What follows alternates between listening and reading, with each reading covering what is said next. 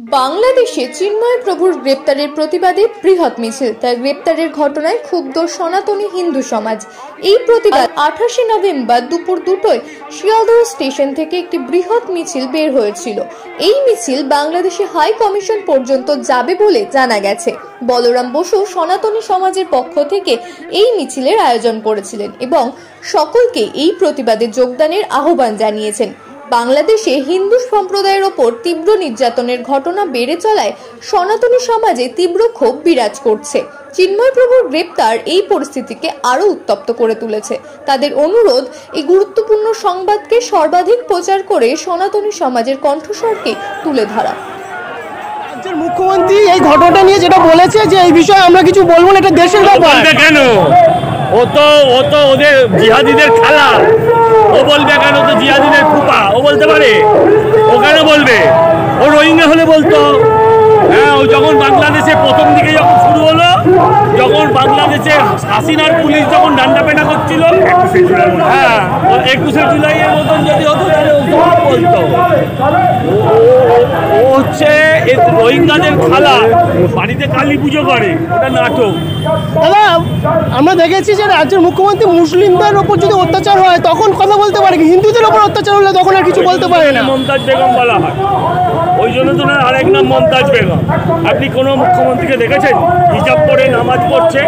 আপনি কখনো কোনো মুখ্যমন্ত্রীকে দেখেছেন রোজা করতে যায় সারাদিন খেয়ে দেয়? এটা দেখুন,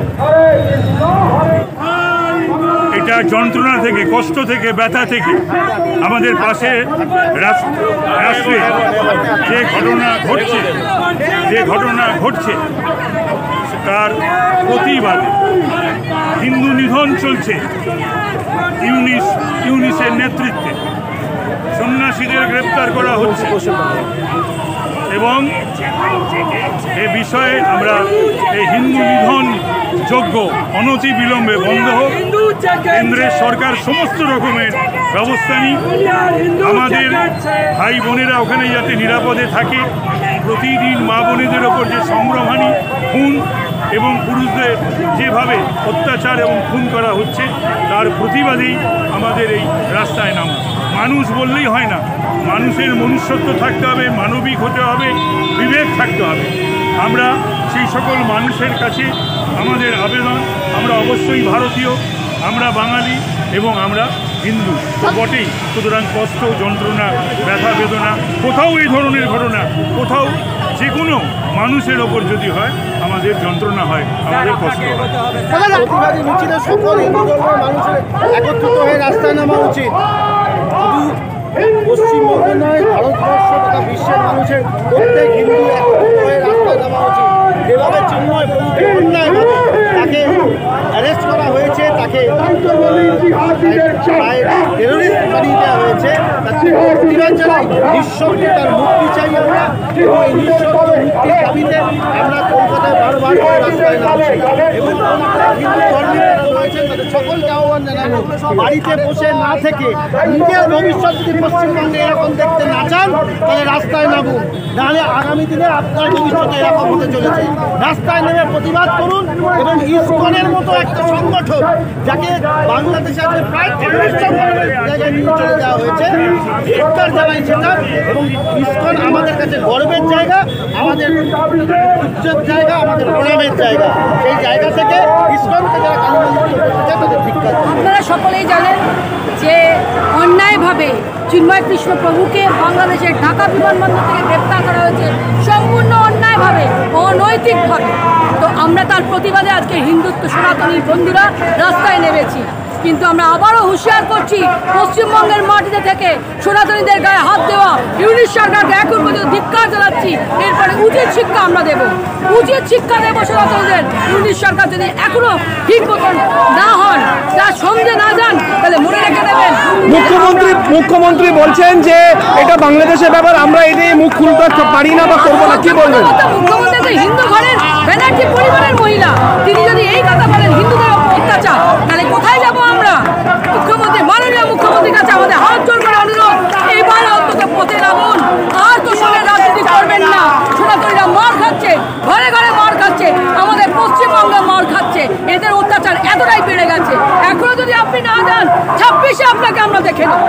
এত বড় কথা বললাম, 26-এ সনাতনীরা আপনাকে একটা ভোটও দেবে না। যদি আপনি মনে করেন এইভাবে সনাতনীদের উপর অত্যাচার চলবে, আপনি মুখ বন্ধ করে থাকবেন, 26-এ আপনাকে সনাতনীরা একটা ভোটও দেবেন না। প্রধানমন্ত্রী অন্য দেশ নিয়ে সরব হন, কিন্তু এই ব্যাপারে কিছু মুখ খুলছেন না, এবং বাংলাদেশ নিয়ে উনি যেটা বলেছেন যে উনি কোনো অন্য দেশ ব্যাপারে কোনো কথা বলবেন না। আপনার প্রতিক্রিয়া? বাংলাদেশের ব্যাপারে কথা বলবেন না যেখানে আমাদের মা বোনেরা রয়েছে, ভাই দাদারা রয়েছে, যেখানে হিন্দুর অর্ধেক হৃদয়ে আটকে রয়েছে, সেখানে বলবেন না। এটা একটা নির্মম কথা। বৈদেশিক নীতির ক্ষেত্রে যতটুকু বলা যায় আর যতটুকু বলা যায় না, সেই সীমারেখার মধ্যে থেকেও ওনার কিন্তু সবচেয়ে বড় দায়িত্ব বাংলাদেশের হিন্দুদের পাশে থাকবার। সেটা এড়িয়ে উনি কিছুতেই যেতে পারেন না। এই যে কিছুদিন আগে উনি বলেছিলেন যে কেউ যদি এসে আমার কড়া নাড়ে তাহলে আমি দরজা খুলে দেব। আর আজকে যখন সত্যি কড়া নাড়ার মতো পরিস্থিতি হয়েছে, আজকে যখন রক্তাক্ত হচ্ছে চারিদিক, তখন উনি যে এই ঔদাসীন্য দেখাচ্ছে, এটা সম্পূর্ণই মুসলমান তোষণের জন্য। হিন্দুদের যেভাবে অত্যাচার করা হচ্ছে, অথচ সেটা মিডিয়ায় আমাদের আনা হচ্ছে না, কেস দেওয়া হচ্ছে, বিভিন্ন সাংবাদিকদের কেস দেওয়া হয়েছে, কি বলবেন আপনি এটা নিয়ে? এটা আমরা তীব্র প্রতিবাদ করছি, নিন্দা করছি। বাংলাদেশের হিন্দুদের জন্য আপনি কি বলবেন? বলবো তোমরা এক হও, এক কাট্টা হয়ে থাকো, ঐক্যই পারে একমাত্র তোমাদের বাঁচাতে। দীর্ঘ কয়েক দশক পর বাংলাদেশের সনাতনী হিন্দুরা যে এক কাট্টা হয়েছে, এটা অত্যন্ত সুলক্ষণ। এই এক হওয়াটাকে কোনো দিন যেন কেউ ভাঙতে না পারে, তাহলে ওরা ভয় পাবে। ইউনূস ভয় পেয়েছে। বাংলাদেশ ডেপুটি হাই কমিশনারের কাছে আপনাদের দাবি এবং অভিযোগগুলি তুলে ধরেছেন, তার তরফ থেকে কি প্রত্যুত্তর মিলেছে আপনার? তারা জানিয়েছে এটা ঊর্ধ্বতন কর্তৃপক্ষের কাছে জানাবে। তারা তো সরকার নয়, সরকারকে তারা বুঝিয়ে বলবে সমস্ত বিষয়টা। এবং এটাতে কেবলমাত্র বাংলাদেশের স্বার্থ নয়, বাংলাদেশের যে সমস্ত মানুষ ভারতবর্ষে আসছে তাদেরও নিরাপত্তা বিঘ্নিত হতে পারে। কেননা ভারতবর্ষের মানুষ কতদিন ধৈর্য ধরে একতরফাই অত্যাচার সহ্য করবে। আমরা ভেতরে ডেপুটেশন নিয়ে গেলে অ্যাসিস্ট্যান্ট ডেপুটি হাই কমিশনার আমাদের ডেপুটেশন রিসিভ করেছে, তার রিসিভ কপি আমাদের কাছে আছে। আমরা যেটা দাবি রেখেছি সেটা হচ্ছে যে বাংলাদেশে সংখ্যালঘু হিন্দুদের এবং হিন্দুদের ধর্মীয় প্রতিষ্ঠান, মঠ মন্দিরের সুরক্ষা সুনিশ্চিত করতে হবে এবং অবিলম্বে হিন্দু হৃদয় সম্রাট বীর সন্ন্যাসী চিন্ময় কৃষ্ণ প্রভুর নিঃশর্ত মুক্তির দাবি, এবং আর যেন এই জেহাদি শক্তি মাথাচাড়া না দেয়। সারা বিশ্বে যাতে একটা মানবতার বাতাবরণ বয়। আমরা মানবতা প্রেমী। আমরা এই দেশের রাজ খানকেও আলিঙ্গন দিয়েছি, জবন হরিদাসকেও প্রেমালিঙ্গন দিয়েছি। তো অতএব জবন হরিদাস যদি হয়ে আসে তাদেরকে আমরা আলিঙ্গন দেব। আর যদি আমার ভারত মাতাকে দ্বিখণ্ডিত করতে চায়, যেটা বাংলাদেশের সকল ইউটিউব, ফেসবুক বা রিলসের মাধ্যমে ভারতবর্ষের 7 সিস্টার দখল করে নেব, এই হুমকি প্রতিনিয়ত আসে, তাদের উদ্দেশ্যে বলবো আমরা তোমার শান্তিপ্রিয় শান্ত ছেলে, শত্রু এলে অস্ত্র হাতে লড়তে জানি, তোমার ভয় নেই মা, আমরা প্রতিবাদ করতে জানি। আচ্ছা, এই যে ঘটনাটা আমরা দেখছি দেশ থেকে বিদেশেও কিন্তু প্রতিবাদ হচ্ছে, কিন্তু রাজ্যের মুখ্যমন্ত্রী মমতা ব্যানার্জি এই ঘটনাটা নিয়ে কোনো কিছু বললেন না, বললে এটা দেশের ব্যাপার, এটা নিয়ে আমরা কিছু বলবো না। দেখুন, আমি প্রথম কথা, আমরা তো রাজনৈতিক ব্যক্তিত্ব নই, আমরা অধ্যাত্ম জগতের মানুষ। দ্বিতীয় কথা হচ্ছে, বাংলার মাননীয় মুখ্যমন্ত্রী তারই দলের ইলেক্টেড জনপ্রতিনিধি মুর্শিদাবাদে বলছেন এই জেলায় আমরা 70% 2 ঘন্টার মধ্যে হিন্দুদের ভাগীরথীর জলে ভাসিয়ে দেবো। তার বিরুদ্ধে কোনো মামলা হয় না। এই মহানগরের মহানাগরিক জনাব ফিরহাদ হাকিম, তিনি কিছুদিন আগে প্রকাশ্য মঞ্চ থেকে বলছেন যে যারা অন্য ধর্মে জন্মগ্রহণ করেছেন তারা দুর্ভাগ্য নিয়ে জন্মেছে, আমরা সবাইকে দাওয়াতে ইসলাম জানাবো। তো তাদের এগেনস্টে কোনো মামলা হয় না। অথচ আমরা সাধু সন্ত মহাত্মারা যখন নিজেদের স্বধর্ম রক্ষার জন্য আওয়াজ তুলি, তখন আমাদের কারাবরণ করতে হয়, আমাদের ওপর রাজদণ্ড নেমে আসে, আমাদের ওপর আমাদের রাজশক্তির বিরাগ ভাজন হতে হয়। এটা অত্যন্ত দুঃখজনক। আপামর হিন্দু জনমানসের কাছে আমি অ্যাপিল করব, সারা বিশ্বের যে যেখানে আছো, যার রাজনৈতিক মতবাদ যাই হোক না কেন, কিন্তু কমন লিঙ্কে আপনি আমি হিন্দু, এই জন্যে সবাই ঐক্যবদ্ধ হয়ে স্বধর্ম রক্ষার ক্ষেত্রে সোচ্চার হন। বাংলাদেশ হাই কমিশনের কাছে আমরা এসেছি, আমরা ভেতরে ঢুকতে পারবো কিনা জানি না, তবুও আমরা বিক্ষোভ জানানোর জন্য এসেছি যে বাংলাদেশ তার যে নীতি নিয়ে চলছে সেই নীতিটা পরিবর্তন করুক। মোহাম্মদ ইউনূস যাতে আমাদের চিন্ময় কৃষ্ণ দাসপ্রভুকে ছেড়ে দেন, নিঃশর্তভাবে মুক্তি দেন, তার জন্য আমরা অভিযোগটা জানাচ্ছি সবার কাছে, সমস্ত মানুষের কাছে। তো এইটাই আমাদের বিষয়। আর আরেকটা জিনিস হচ্ছে যে ভারতবর্ষের যে সমস্ত সনাতনী হিন্দুরা আছে তাদের একটা বার্তা দেওয়া যে আপনারা সচেতন হন, যদি নিজে এখন একত্রিত না হন তাহলে ধরে নেবেন যে পরবর্তী সময় আর একটা পশ্চিমবঙ্গ পূর্ব পাকিস্তানের মতো অবস্থায় আসবে। তার জন্য আপনারা মোটামুটি তৈরি হয়ে যান। মৃত্যু সামনে দেখেও যদি বসে থাকেন তাহলে সেইভাবেই হবে। আপনাদের বাড়িঘর ভাঙা হবে, মন্দির ভাঙা হবে, আপনাদের বাড়ির মেয়েদের তুলে নিয়ে যাওয়া হবে। তো এটাই হওয়ার আছে আর যদি এখন না জাগে। আমি দেখতে পাচ্ছি আপনি ডেনিম জিন্সের একটা ছবি লাগিয়েছেন, কি বলতে বোঝাতে চাইছেন? কি বলতে বিষয় হচ্ছে বাংলাদেশে যে গার্মেন্ট ইন্ডাস্ট্রি তার এক্সপোর্ট প্রায় 10 বিলিয়ন 11 বিলিয়ন ডলার ছিল 5ই আগস্টের আগে।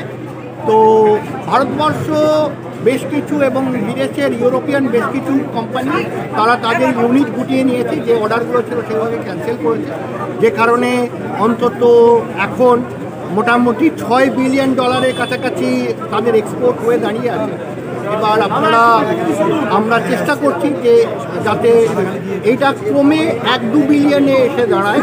এবং ওখানে জানেন যে আন্দোলন হচ্ছে, গার্মেন্ট ইন্ডাস্ট্রিতে আন্দোলন হচ্ছে, ওখানকার লেবাররা আন্দোলন করছে, ওখানকার টোটো চালায় যারা, মানে ওই ব্যাটারি চালিত গাড়ি চালায় যারা, তারা ঝামেলা করছে। ফলে ধরে নেই যে আলটিমেটলি এমন একটা বিষয় তৈরি হচ্ছে বাংলাদেশ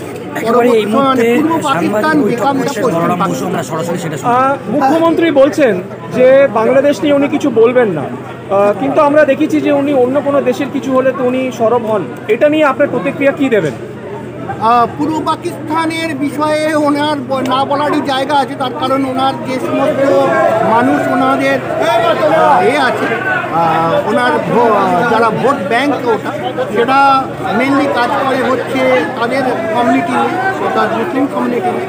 ফলে বিষয় এটা যে উনি পাকিস্তানের পক্ষে বা মুসলিমদের পক্ষে কথা বলবেন, আপনার নেতৃত্বে আজকে মিছিল হলো এবং অন্যান্য হিন্দু সংগঠন থেকেও তারা এসছেন, আমরা দেখলাম মহারাজ জিও এসছেন। নেক্সট আপনাদের কি পদক্ষেপ, যদি কি চাইছেন? আর আমরা চাইছি যাতে বাংলাদেশে কোনো জিনিসই এক্সপোর্ট না হয়, চাল ডাল আলু পেঁয়াজ এমনকি ওষুধ পর্যন্ত যে এক্সপোর্ট হয়, ইলেকট্রিসিটি বা অন্যান্য গ্যাস যে পাইপলাইনগুলো আছে সেগুলোকে ক্রমশ যাতে বন্ধ করে দেয় সেন্ট্রাল গভর্নমেন্ট, তার জন্য কাজ করা। তো এই বিষয়টা নিয়ে কাজ আরও বাড়াতে হবে এবং সেন্ট্রাল গভর্নমেন্টের ওপর প্রেশার তৈরি করা যাতে তারা কোনোভাবেই বাংলাদেশের সঙ্গে বাণিজ্য না করে বা বাণিজ্য একেবারে বন্ধ করে। সাধারণ মানুষকে আপনি কি বার্তা দিতে চান? অর্থাৎ যদি আমি হিন্দুদের কথা বলি তাহলে আপনি হিন্দুদেরকে আপনার তরফ থেকে কি বার্তা দিতে চাইবেন? আমি পরিষ্কার একটাই বার্তা দিতে চাইব যে উঠুন, জাগুন, আর সময় নেই। আর এরপরে যদি আরও ঘুমিয়ে থাকেন তাহলে নিজের মৃত্যুর জন্য মৃত্যু পরোয়ানা নিজে সই করে রেখে আসুন। আপনার সামনে আপনার বাড়ির মহিলাদের তুলে নিয়ে যাওয়া হবে, সম্পত্তি দখল হবে, মন্দির ভাঙা হবে, মূর্তি ভাঙা হবে, আপনাকে নিয়ে কোচানো হবে, তার জন্য তৈরি থাকুন।